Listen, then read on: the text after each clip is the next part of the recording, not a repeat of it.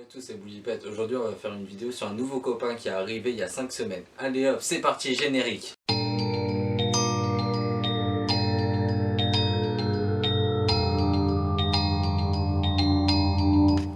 Donc vous l'avez peut-être pas compris dans le début de la vidéo, mais en gros il y a quelques semaines j'ai adopté un combattant qui se trouve ici. Donc on va vous faire des petits plans après et vous pourrez voir la beauté de cet animal. Mais avant de vous faire des plans du poisson, je vais vous expliquer comment il est arrivé dans nos maisons. C'est parti. Donc ils ont commencé à être élevés il y a 6000 ans pour faire des combats en Asie du Sud-Est, dans des pays style la Malaisie, la Thaïlande et tout l'Asie du Sud-Est en fait. Et ce sont souvent des propriétaires asiatiques très riches qui ont commencé à les exporter en Asie du Sud-Est. Donc maintenant je vais vous dire où vit le combattant dans la nature et ensuite on va passer au matériel qu'on a besoin pour pouvoir élever correctement un combattant. C'est parti. Donc ce type de poissons vivent généralement dans les eaux assez chaudes d'Asie du Sud-Est qui n'ont pas beaucoup d'oxygène dans l'eau car ils sont munis d'un labyrinthe, c'est-à-dire qu'ils peuvent respirer l'air à la surface de l'eau, donc ils peuvent respirer avec leur branchie ou avec leur labyrinthe, donc c'est-à-dire par la bouche. Ils vivent donc dans des rizières et dans des marais assez calmes, donc dans les aquariums il ne faut pas leur mettre de gros filtres parce qu'ils ne vivent pas dans des torrents. C'est un poisson solitaire assez calme qui vit la journée, donc qui est diurne.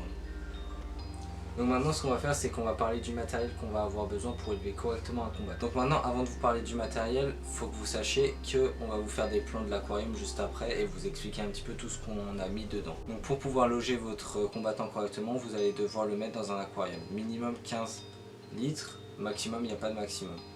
Mais il faut surtout savoir que c'est un animal solitaire et donc vous ne pourrez pas mettre deux combattants ensemble, sinon ça va se taper tout le temps. Donc du coup l'aquarium vous devrez le chauffer entre 24 et 26 degrés, tout simplement parce qu'en Asie du Sud-Est c'est la température à laquelle est l'eau, donc vous ne pouvez pas élever votre combattant à 15 degrés alors que dans son habitat naturel il fait entre 24 et 26.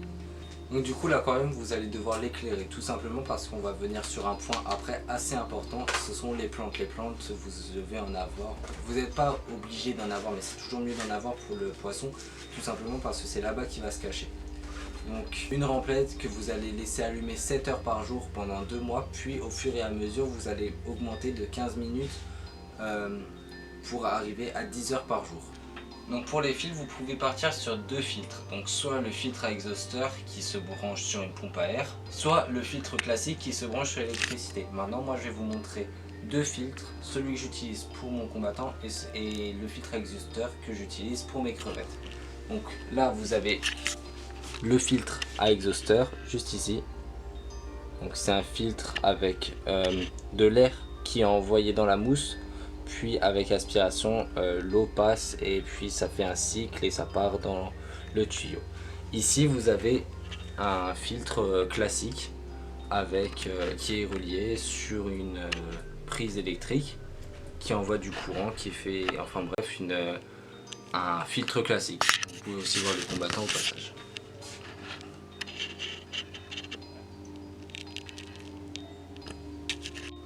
Donc maintenant on a fait le filtre, la remplette, le chauffage et l'aquarium. Maintenant on va devoir l'habiller notre aquarium. Donc c'est à dire que là vous avez une cuve vide avec un filtre et un chauffage, c'est tout. Donc dans le fond de votre aquarium vous avez plein de choix. Vous pouvez mettre soit des graviers, du sable.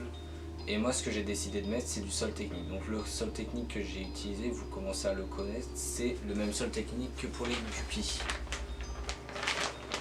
C'est celui-là, un sol technique vraiment que j'apprécie, qui je trouve fait super bien son travail. J'ai de très bons résultats, les plantes poussent très vite, j'aime vraiment beaucoup ce type de sol. Donc pour la décoration de l'aquarium, vous avez l'embarras du choix, vous pouvez mettre du faux, du vrai, des pierres, de la noix de coco, peu importe.